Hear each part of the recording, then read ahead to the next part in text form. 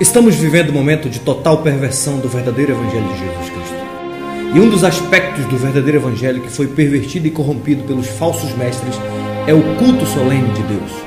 Muitos evangélicos já se entregaram a uma religiosidade totalmente emocionalista e irracional. E o culto de Deus passou a ser ditado não pelo crivo da palavra de Deus, mas pelo gosto do freguês.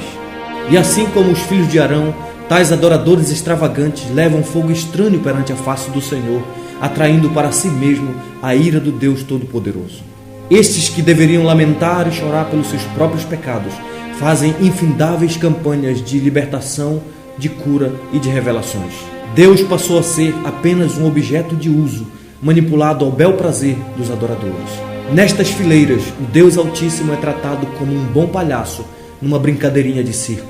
E neste circo tudo é permitido, inclusive o ato animalesco de rolar pelo chão, rir descontroladamente e andar de quatro imitando animais. Vale também campanhas políticas, distribuições de amuletos da sorte, lenços ungidos, sal grosso, canetas abençoadas, livros da vida e muitos outros aparatos pagãos condenados pela palavra de Deus. O pior de tudo é que nessa arena gospel vale também substituir a fiel pregação da palavra de Deus por piadas motivacionais. E por não haver uma exposição consistente da palavra de Deus em tais reuniões, a voz do líder ganha valor quase que absoluto entre eles. Afinal, ninguém pode se levantar contra o ungido do Senhor. E o resultado é que tais igrejas são como a igreja de Sardes.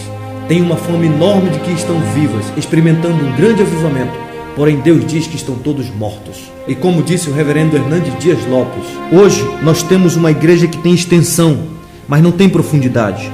Uma igreja que tem influência política, mas não tem poder espiritual. Uma igreja que tem riquezas materiais, mas não tem integridade moral. Uma igreja que busca os aplausos dos homens, em vez de levar estes homens ao arrependimento.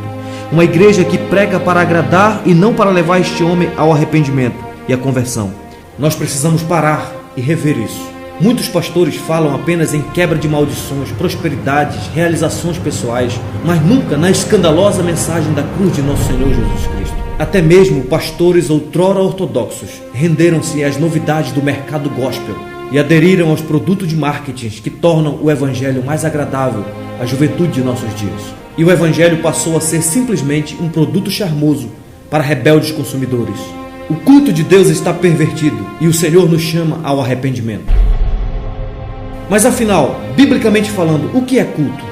Como Deus deve ser cultuado? Temos liberdade para introduzir no culto de Deus aquilo que achamos interessante ou Deus mesmo já determinou a maneira como Ele quer ser adorado? Precisamos lembrar que desde o Antigo Testamento existe uma clara distinção entre a vida cristã como culto e as assembleias solenes do povo de Deus. Sabemos que a nossa vida inteira deve ser um culto ao Senhor. Louvarei ao Senhor durante a minha vida, disse o salmista.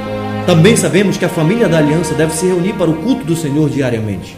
Mas também não podemos esquecer que existe o chamado culto público solene, ao qual o autor de Hebreus diz: não deixemos de congregar, como é costume de alguns. Obviamente que a palavra de Deus diz que Deus não habita em templos feitos por mãos humanas, e por isso nós não precisamos de um local sagrado para nos reunir como povo de Deus. Não precisamos de um templo como o do Edir Macedo para cultuarmos ao nosso Deus. O templo de Salomão no Antigo Testamento era apenas um tipo, uma sombra que apontava para o Cordeiro de Deus que seria imolado na cruz do Calvário. Mas quando Cristo veio e foi imolado na cruz do Calvário, o templo e a sua função pedagógica chegou ao fim. Em Marcos capítulo 13, Jesus mesmo profetizou a queda do templo, mostrando que ele não era mais necessário para o culto de Deus. Portanto, qualquer tentativa de reconstrução do templo de Salomão é atitude de rejeição ao sacrifício do Cordeiro de Deus que tira o pecado do mundo. É voltar às sombras, é voltar aos tipos do Antigo Testamento. Como diz o autor de Hebreus, é calcar aos pés o Filho de Deus, é profanar o sangue da aliança, é ultrajar o Espírito da graça. Para tais pessoas, resta apenas certa expectação horrível de juízo e fogo vingador sobre suas cabeças. Deus é Espírito e importa que os seus adoradores o adorem em espírito e em verdade. Isso significa que com a morte do Cordeiro Pascal, o culto público de Deus pode ser prestado em qualquer local em que o povo de Deus for convocado para se reunir. Afinal de contas, o que caracteriza o culto público de Deus não é o templo sagrado, mas sim a presença dos elementos ordenados pelo próprio Deus em sua palavra. Isso quer dizer que Deus quer ser adorado conforme Ele mesmo prescreveu em sua palavra e não conforme as invenções do nosso coração. Sendo assim, não temos liberdade nem o direito de introduzir no culto de Deus elementos estranhos, tais como as danças religiosas, os teatros, as coreografias ou qualquer outro elemento que Deus não tenha ordenado na sua palavra. Sabemos pelo testemunho da Escritura que o ato de dançar em si mesmo não é algo pecaminoso, a não ser quando tal ato promove a impureza sexual e compromete o testemunho cristão.